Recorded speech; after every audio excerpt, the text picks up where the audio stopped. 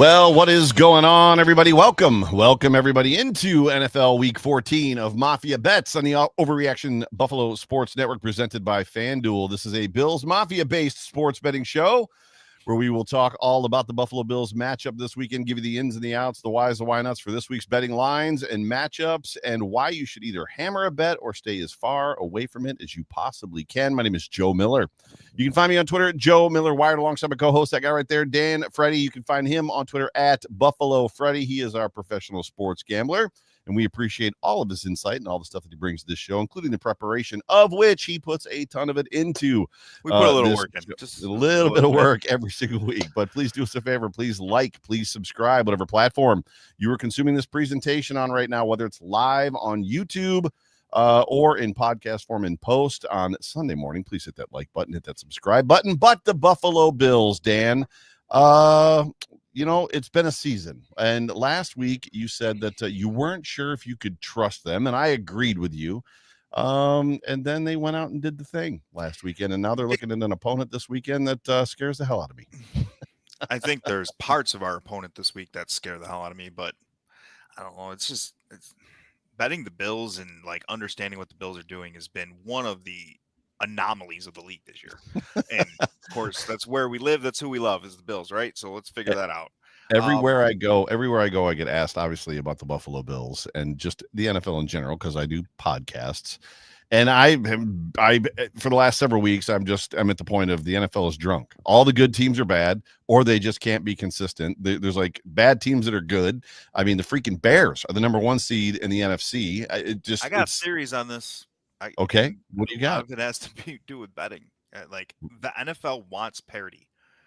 Yes. Our lovely sponsors and all these sports networks, they make a lot more money, and every city makes a lot more money when not the same teams kick everyone's butt every week.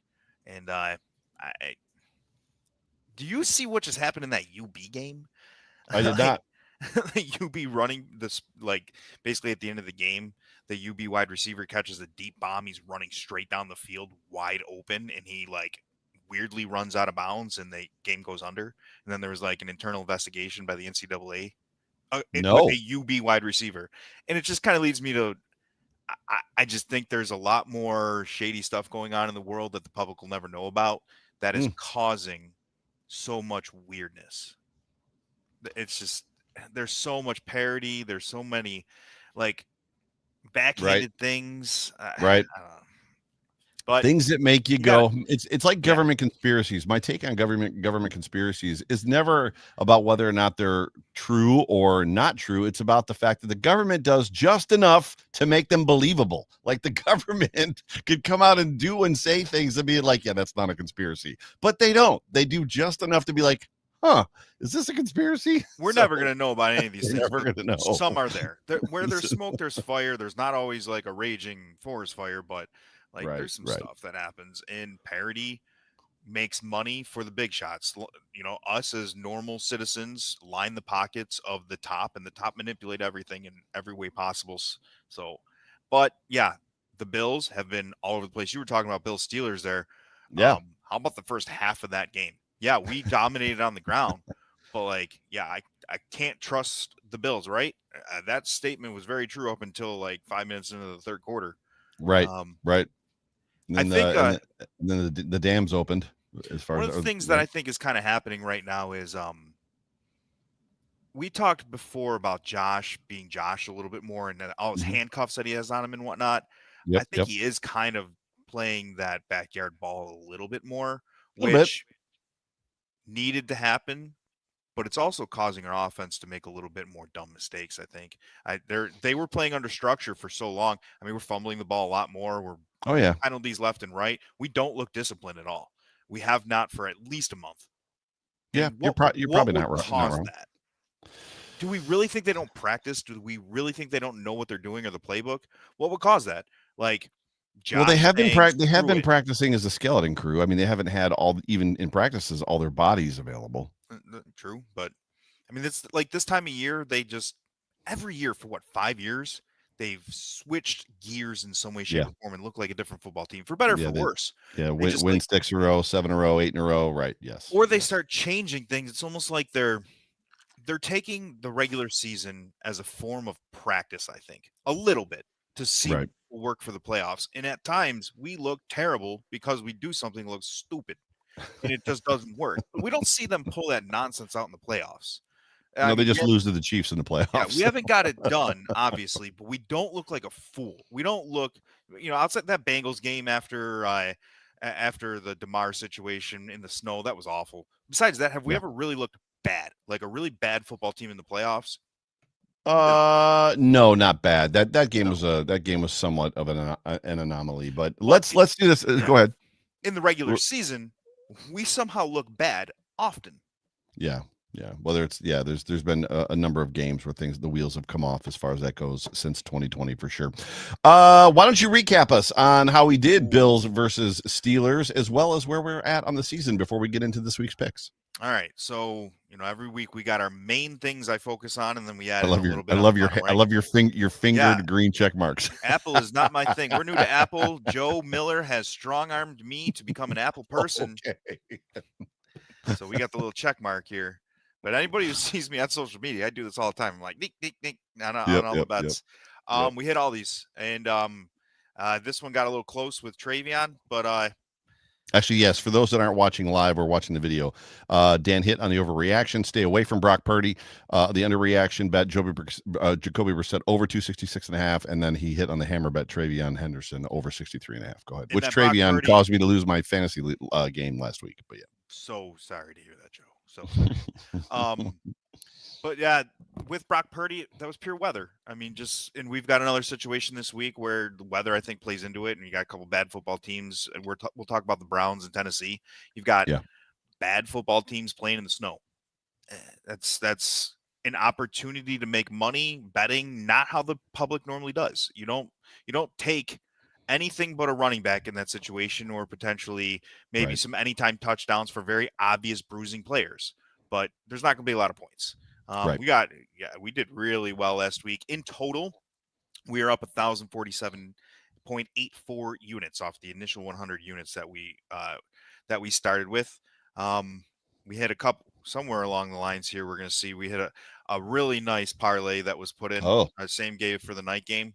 That I really like doing what is called alt lines. We talked about it before. You take somebody's spread, say. Well, you see on the screen how it's alt receiving. Every one of those players had a higher number, where I would have taken 60 because it probably was like 70 or change. Or if I have a player that I love, that their line is 40 for even money, I'll bump it up to 60 to get them to like plus 150, plus 170, and then sprinkle in some smaller stuff to get over the hump of what you need for a bonus. On most sites, to hit the same game parlay bonus, you need to get to plus 300 odds to get their extra 25 or 30% juice.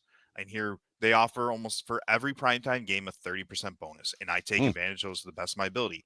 And I don't try to kill the sports book when I do that. I take as close to a sure thing as I can get to that's near plus 300 or 400. And I put it in, and we spent 10 units and it paid back 70. And then mid-game, I've been trying not to bet every unit I have before the game start, because I like live betting. I can generally do well with it when you see the game and or lines move before the game in your favor. So mid-game of this, I put in an anytime touchdown for RJ Harvey when it was clear they were going to be running the ball, and it hit. Very nice. So Dan, as Dan just told you, we bet in units, and for us, a unit is $1. But as you are betting, as you are setting up your strategies for sports betting, a couple things we want to talk to you about. Dan very much recommends that you bet in units. You can monetize those units, a penny, a nickel, a quarter, a dollar, whatever it is that you can afford. Stay within that limit of 100 units, so don't go over it. You also don't have to bet. And for goodness sakes, if you've got a gambling problem, please seek help. Everything that we're going to talk about in this show is for entertainment purposes, but our units represent $1. We bet $100 a week, 100 units a week, and we are on the season at $1,047. So we are very much up. Dan has been crushing it this season. Absolutely crushing it. 10x from So, we never had yeah. to put anything in besides the original 100 units that we did. And that was missing a week. We missed 1 week when you were on vacation and I was out of town as well. So, Yeah, so there was 1 week that we did beach not was bet. pretty nice. It was pretty nice there. So moving into this week, the Buffalo Bills are hosting the Cincinnati Bengals, which I, for one, am very glad that Lou Anarumo is not there because Lou always seemed to know how to basically shut the Bills offense down. However, we still have the problem with the healthy T. Higgins coming back of trying to shut their offense down, which Sean McDermott and whoever his defensive coordinator has been unable to do so. So what do you see this week as far as betting lines for the Bills versus Cincinnati Bengals? We'll start with almost one of the most obvious things that there is for betting on this game is Chase Brown receiving. In the last like 5 weeks, he has gone over the line that they have every week for 5 weeks. I think he had 7 receptions last week. He's got a line of over receiving 17 and a half yards. I just think that's like That's foolishly his low. over is 17 and a half. Yeah, I think that's extremely low. I don't understand. Sometimes the numbers make me think somebody knows something I don't, honestly. Right. But yeah, he's 17 and a half yards for his over under receiving. And I mean, he's hit over 20 yards receiving in 5 straight games. He had Right. 7 receptions last week. I just think that's a really easy bet. And then right And that's above with, it, and that's with Joe Burrow back, right? So Joe exactly. Burrow's clearly using him as an outlet. And Joe Burrow can't plant right now with Right. with what he has on his feet. So he can't really. I don't think Joe Burrow is going to be launching the ball downfield. He doesn't have the same zip. A lot of your national commentators were talking about how you just cannot step into the throw the same way with the Right. plate that he has in his foot. So what's an easy thing? Dumping the ball off. Right above it, James Cook, same thing, receiving 12 and a half yards. He Hmm. gets 1 catch in the game. You hit that bet. I love Yeah. those. And the Bills have started really using James Cook after not using him at all for like For a 3 or 4 games. month. They've not, they've Yes. started using him more. They're now running curl routes and all actual like routes versus just outlet screens. They're actually running routes to the wide receiver or to the running back right now. So baffling why they would just be so ABC and then they throw things in. I would love to be a fly on the wall to understand why they've done some of these things. I've lost sleep over all of it. Yeah, right. Um, so you talked about think I got this at plus 190, but T Higgins anytime touchdown. Mhm. They're going to have to take a look at Chase, double team him. Joe Burrow's back. He loves Chase. T Higgins in this game being back, he was not last week. I Right. think is really big for the Bengals. Uh, plus 185 for his anytime touchdown when he's used in the red zone a lot. Number 2 receivers just torch us all the time. Right. I like those odds for there. And then of course we get the Bills injury question marks where there's not lines on stuff that I love in this game. The Bengals are one of the worst teams in the NFL versus tight ends. It's Right. not really available right now. Many things for tight ends. You Right. can't bet right now on receiving yards for Dawson Knox. You can't bet on anything for Kincaid. So if and when, there's nothing here for any of our tight ends for receiving. Weird. It's because the sports book wants to see Who's going to play. Because what'll happen is your smart bettors, if they are pretty sure that Kincaid's going to not play this game, they're just going to hammer Dawson Knox way in advance before the lines move. So they just take it away. But say Dalton Kincaid does not play, I'm definitely going to take like plus 300 or plus 400, whatever it is, for a Dawson Knox touchdown. But if Dawson Knox's yardage is at like 15 yards where it's been consistently, I'm going to take that for an over. I don't know it's funny because there are tendencies as it pertains to just the NFL in general, teams that have, like the Buccaneers have never won in Buffalo. Like there's just weird tendencies out there. And Dawson Knox has a tendency to score touchdowns against the Bengals. Like in his career, it's just something he does. Yeah. You take that with the fact they're just awful against tight ends. Correct. But I will say that we've gotten burned on Kincaid because of his injuries. Like he's looked really good in some games, but the games we haven't touched him, he's done great. The games we did, he's played like 12 snaps. Right. I don't want to mess with somebody coming off injury like that, where they just added his knee brace and he's got the hamstring. His line could be super low. I still wouldn't mess around with it because the Bills are known for like sitting players when they're injured and giving them a little bit of time. So, at the sake of keeping this program moving for the Buffalo Bills Cincinnati Bengals game, you've got Chase Brown, the over on 17.5 receiving yards. James Cook, the over on 12.5 receiving yards. And T. Higgins, anytime touchdown. It was 185 on FanDuel. Yeah, we bet it at But plus 190. So, yeah, but when you bet it, yeah, the line has moved since you bet it. But even at 185, you like it at 185.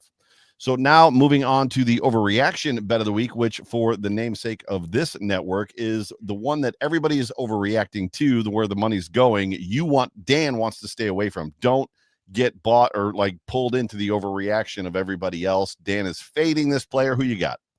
somebody who is probably my second favorite quarterback in the NFL. I really like this player. I think he's just like a good dude. Um, he has not been playing very well for a little while. He has only gone over 200 yards passing one time in the last 5 games, and it was Really? against Buffalo. Hmm. Baker Mayfield. Baker Mayfield.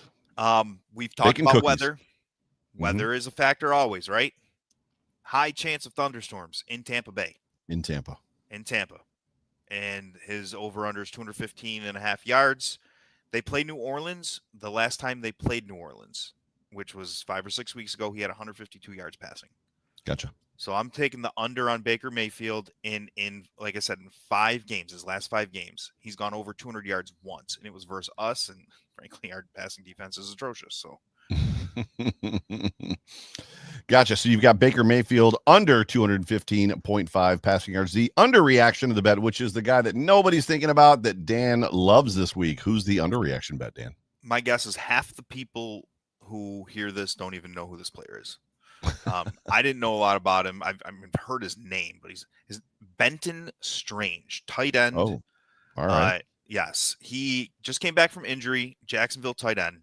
In the last 2 games, he's got 138 yards receiving in the last 2 games. He was actually having a decent season to start, and then he got hurt and missed the middle part of the season. He's got an over-under of 40.5 yards, and the Colts are another team. They just give up passing yards galore to tight ends for whatever reason. I don't think I can name a linebacker on the Colts. That's probably a factor there. So Benton Strange, over 40.5 yards receiving for the underreaction this week. Got it. Very good. Sorry, I'm responding to somebody in the comment section. And the hammer bet of the week, the bet that Dan wants you to interlace and interweave into every single parlay that you make, the one that you've got to go after. Dan, who is the hammer bet? I think the NFL just gave us a softball. There's just I like softballs. I mean, Derrick Henry is playing the team we just got 240 yards rushing against. The Steelers can't stop the run whatsoever. But Derrick Henry's really heating up, and that team hasn't been that great. But now that Lamar's back, he's got 4 touchdowns in the last 3 weeks. He's gone for over 100 yards consistently over the last 3 weeks since Lamar's been back. And I'm gonna take his over 80.5 rushing yards in a weather game versus a team that just can't stop the run whatsoever. I would expect the Steelers to maybe fix something that they did last week, but I mean, Henry has just torched the Steelers for the last few years. He's been on Baltimore. And anything that I'm putting in with Henry for his yardage, if your sports book allows you to parlay him in your as well as his anytime touchdown, it just kind of makes sense to do both because most likely he's going to get in the end zone. It's about even money on that. Yep. So the overreaction bet, stay away from anything over, is the Baker Mayfield go under is 215.5 passing yards. The underreaction bet, the one that nobody's talking about, Benton Strange over 40.5 receiving yards. If that one hits, Dan, you deserve a medal. The hammer bet of the week, Derrick Henry over 80.5, and that's all purpose yards, not just rushing, correct? That's rushing yards. Oh, rushing yards just only. Gotcha. Rushing, yeah. I mean, gotcha. Frankly, there's not a bet that had to do with Derrick Henry besides just his pure receptions bet that I didn't like. Right, gotcha. He should go way over everything that's there. And then to round out this program for week 14 of the NFL, other bets that Dan likes. Bijan's playing Seattle. Seattle's great against the run, but they are susceptible to running backs. There's also going to be a little bit of rain in that game. So, like, Seattle should be whooping up on Atlanta. And if that's the case, they're not going to be really running the ball, but they do use Bijan out of the backfield a ton, especially when they're behind. right now is kind of the time frame of the year, and we've seen it the last little while. Like the last primetime game, we smacked Ertz on what, Sunday or Monday Night Football. It's just Right. tight end season. That colder weather, big bruising football, tight ends just seem to matter a whole heck of a lot. I like Warren for the Colts versus the Jaguars this week over 50.5 yards. I think you can actually go way over that. Now, Right. tight end Colson Loveland, he's at 36.5 yard receiving. He's somebody I'm going to be laddering this week a little bit. And his ladder actually paid out a lot more than some other players. Like receivers ladders only give you like plus 140, plus 170 every like 10 or 20 yards. But a tight end, you had 10 yards, it goes from like even money to plus 250, plus 400, plus 800. It goes up exponentially. So if he gets 60 yards receiving and that's paying out like plus 650, that's very possible. Roman Dunze's out of the game. They're playing up in the cold, Mm-hmm. and Mm-hmm. again, it's just kind of tight end season. Yep. Yep. Weather being a major factor. Judkins didn't really start the season, but He's a monster. He is a he's monster. really good. He's just like Mhm. kind of what I envision a big bruising Browns running back with that defense. He's just like a Yeah. really good fit there. Thank goodness they don't have a quarterback. Their defense is so good. So he's at an even. They're playing Tennessee. Tennessee in the snow. Is Tennessee going to score like at all in that game versus the Browns' incredible defense? So I think a very clear possibility for the very first touchdown of that game at plus 350 makes sense. I can't name another player in the game that off the top of my head that I could think of to put any anytime touchdown on. So that's why I would take his first and also his anytime for the game. If somebody's feeling a little froggy, go take a look at the Browns defense Mm. for either the first or anytime touchdown, because you've got Cam Ward with no weapons whatsoever Right. up in the Right. snow versus an immaculate defense. Yeah. Very good defense. And Very then good defense. Denver's just going to crush the Raiders. So add them to your any money line or any teasers you got.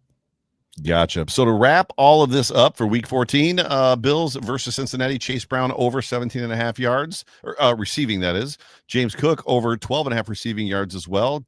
T. Higgins anytime touchdown at 185 per FanDuel. The overreaction is Baker Mayfield under 215.5. The underreaction bet is Benton Strange. Over 40.5 receiving. Hammer bet of the week, Derrick Henry over 80.5 rushing yards. And then you just heard Dan go through all of his kind of around the league bets. Good stuff, Dan. I'm looking forward to seeing how all this plays out. Although I think I probably already know because you seem to hit more than you miss. So I think keep it rolling. I think a misconception maybe with general fans as a whole, people who don't bet regularly, is like, we'll hit 6 or 7 of 10. Right. And that's an incredible week for almost anyone betting. Like if you're hitting anywhere near like 65%, you're doing great. But when people just take the big parlays and you only get 4 or 5 right on them, you don't win your parlay. We bet in like a round robin type way that you take multiple things. We're betting everything here individually, including betting them together. That is profitable. It's just math the way it works out. But if you just take everything that we put on the screen and put it into 1 or 2 big bets, you're never going to make anything, because I think one time this year we hit like everything I put on the screen, but almost every week we've been profitable as a whole. Yep. Super good. So this week, coming up on the Overreaction Sports Network, tomorrow night, 8 o'clock live Eastern Standard Time, the Overreaction post-game show with myself, John and Jerry. Monday, the off tackle with John Salen's off tackle with John Fina show. Tuesday, we've got Dom Tibbetts, I think from Channel 7, Buffalo Bills beat reporter. Wednesday, 7 days to Sunday, and then we will roll back into the next week from there, which is Patriots week, as the Buffalo Bills will be traveling to New England. So yeah, big week. I will be in Dallas tomorrow, flying to Dallas very early in the morning tomorrow. I'll be at the Buffalo Bills Backers Bar there in Dallas, up near Grapevine. I forget the name of it off the top of my head, but if you're in the Dallas area, that's where I'll be watching the game from tomorrow. Hopefully, I have to work tomorrow night, and hopefully I'll be able to break away for the post-game show. If not, it'll just be John and Jerry. But good stuff as always, Dan. Any final words? Bourbons and tequila. He really likes tequila shots, especially if he's got to work tomorrow night in Dallas. Well, that's the type of work. That's the type of work it actually will be, is entertaining customers and clients and stuff like that. But I am Dan's a tequila guy as well. Don't let's That's kind of the thing that brought us together Mutual. originally. Yeah. Any final thoughts before I get us out of here? I think that the Bills actually match up against this team well. Mm. I just don't know anymore with them. Like every time it seems like the Bills have a really good situational matchup, they just like don't do what makes sense. For instance, last week, right? Pittsburgh has one of the absolute worst passing defenses in the league. Mm-hmm. And they set the Run record in Heinz Field running the ball. Like, right. But thinking about it more and going back, it makes sense because of the both tackles being out and the tackles being both players who are better in the run. Okay. Yes. It made sense the way they did that. Did 29 times they ran the same play? 29 times? Yeah, it's unbelievable. The thing that concerns me as I get us out of here about this football game is just that the Bengals offense pretty much always with Joe Burrow doesn't give two F's about the Bills defense. They just go out there and do whatever they want to do. He dinks and dunks all the way down the field with ease. He's always shredded us. Yep. They're supposed to have a bad defense, but they haven't been bad for the last couple of weeks. So just go get a win. The spread's kind of big. Like the spread in this game's big. It's surprising. What is the spread? 5.5. 5.5. Gotcha. Well, ladies and gentlemen, thank you so much for tuning into NFL Week 14 of Mafia Bets on the Overreaction Sports Network, presented by FanDuel. So good to have every single one of you guys join us. Please do us a favor. Please bet responsibly. And for goodness sakes, if you've got a gambling problem, make sure your rent is paid, your kids have food, there's gas in your car, all that good stuff. If you've got a gambling problem, please seek help. But for me, for Dan, for John, for Jerry, for Zig, for Ant, for all of us here at Overreaction, appreciate you guys. Love you. Go Bills. Go Bills. Talk to you soon. Go Bills.